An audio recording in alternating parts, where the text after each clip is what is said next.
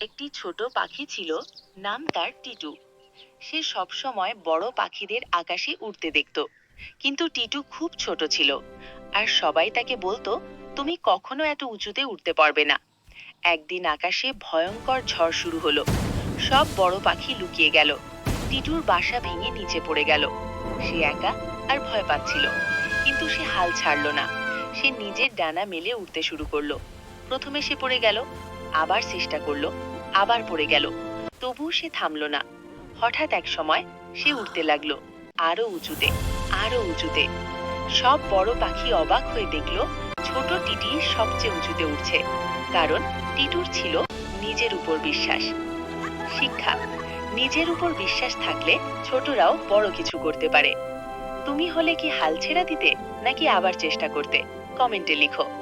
Like, comment, subscribe করো আরো গল্প পেতে।